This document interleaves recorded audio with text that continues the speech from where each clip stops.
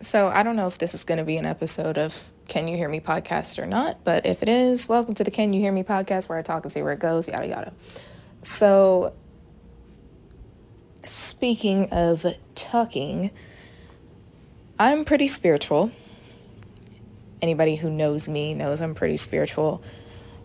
So in spirituality, you can work with guides, which are exactly what they sound like. They are higher beings or entities that you can work with that show you things that take you where you're supposed to go, pretty much.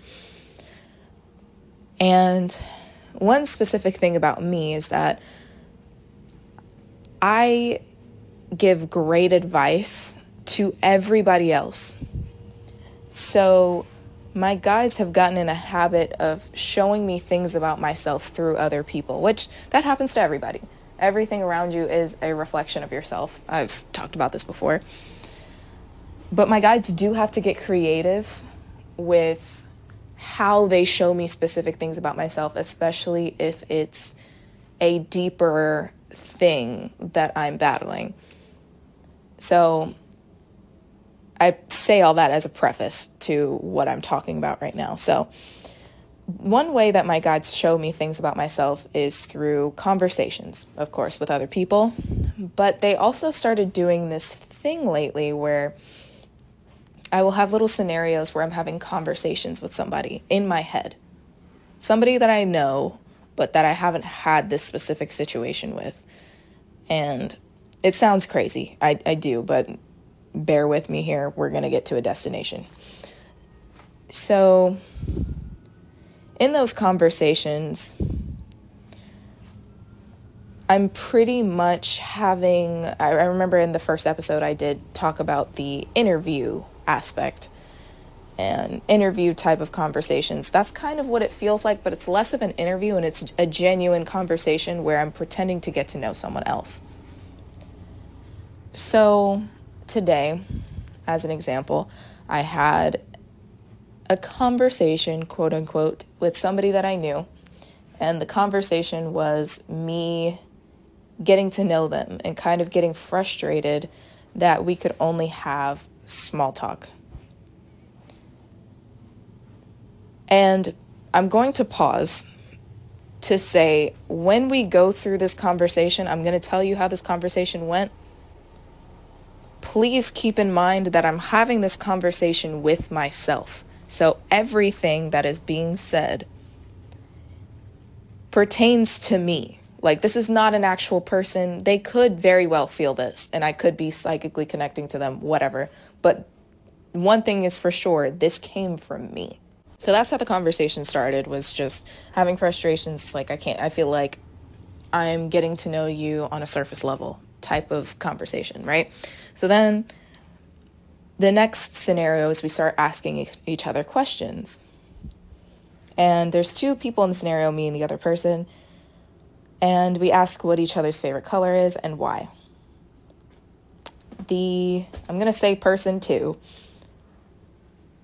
says red, and I say blue. I ask person two why they love red so much. And basically all I could think of was just power, anger, why somebody would love red. It's just, it taps in. I feel like red is one of those colors that it taps into something for you and taps into a certain amount of power and sacred rage is what I would call it.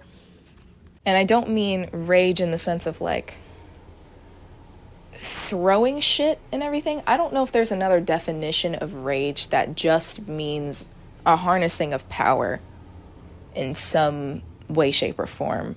But that's how I took it, pretty much. That's what came to mind for me when I thought of the color red. And then there was me, who was almost on the opposite side, and my favorite color was blue. And the reason I said that my favorite color was blue was because it reminded me of water and the ocean and calm, pretty much. So two different sides of the spectrum. And again, I didn't see the significance of this until later, which I will explain momentarily. So then this is where the conversation gets interesting.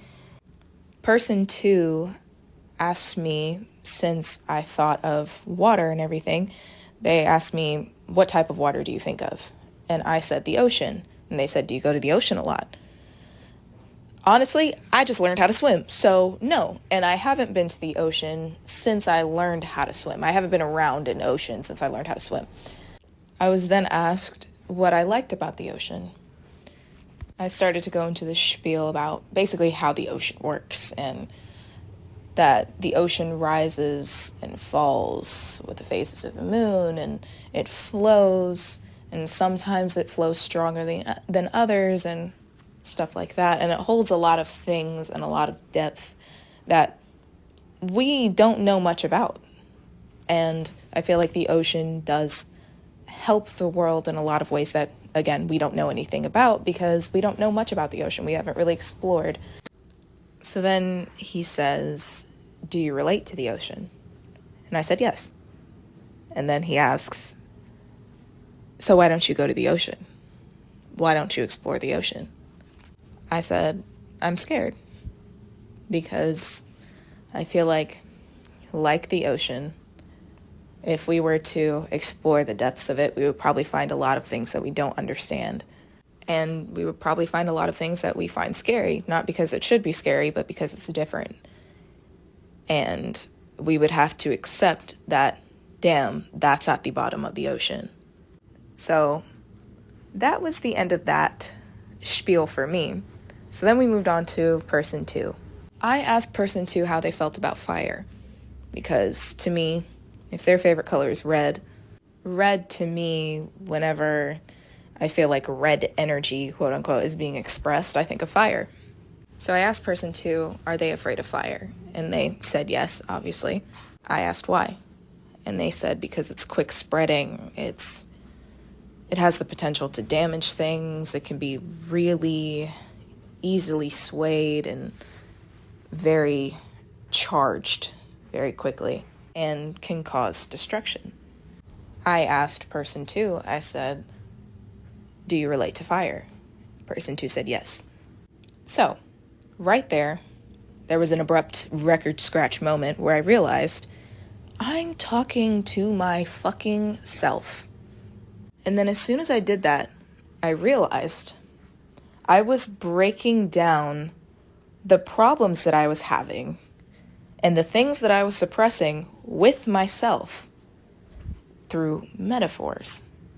I feel like the ocean represents the depth of myself that I haven't really explored yet and the mysteries of why I operate the way that I do.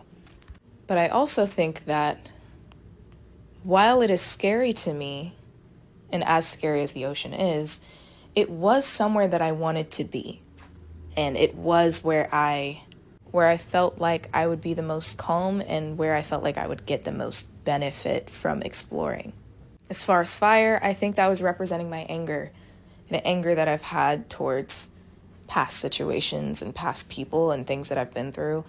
And I've never really explored that anger. I think there's been a lot of situations in my life where things have caused angry reactions in me just based off of boundaries being crossed or betrayal and lying and being manipulated and things of that sort. But in an effort to keep everything objective, to either keep people happy or to keep myself in a higher perspective so I could move forward, I never really explored that. And I felt like I never really had the room to explore that because I still felt like there was so much more I had to learn and so much more I had to learn, and there was so much I was doing wrong. And that made me constantly looking to other people for answers and trying to figure out their behavior and figure out why. But at the end of the day, their behavior has nothing to do with me. I'm exploring them. And there's nothing wrong with that. I don't think beating myself up will help anything to begin with. But there's nothing wrong with how I've navigated this whole time, because honestly, I feel like with how I've been conditioned and things like that, I have been conditioned to navigate the world based off of other people. But now I'm at this place where I've realized that people's behavior has to do with them individually. It has nothing to do with me. So now it just kind of closed everything. Now I've realized how long I've spent exploring other people, but I've never really explored certain parts of myself, and I honestly believe that that's where a lot of my power lies, is in my peace and who I am at my core, and my anger. I think my anger can tell me a lot about how I've been navigating the world around me, what I've been passionate about that I've never said, what things I'm not okay with and what things I am okay with, things I want, what things I don't want. Who I am as a person, I feel like, can be really explored by looking deeper into parts of myself that I feel are weird or that other people won't understand, and kind of cultivating that and actively searching for it because it's okay and it's safe. There's honestly nothing fucking weird about it. And by exploring my anger and the things that really make me tick and the things that I don't like and that I don't want to settle for, because ultimately it's my experience. No one can take that away from me. So, yeah, my guides really got creative with this one. I'm not sure exactly where to go next, but I guess I'll just wait for the next conversation. And now that I'm talking and articulating all this, this will definitely be a Can You Hear Me episode for you, because I think this would help a few people. Please, please stop trying to navigate other people. You are wasting your time. You are wasting your potential. And with that, I will end this episode. I will see you guys next week. Mwah, mwah, mwah, mwah.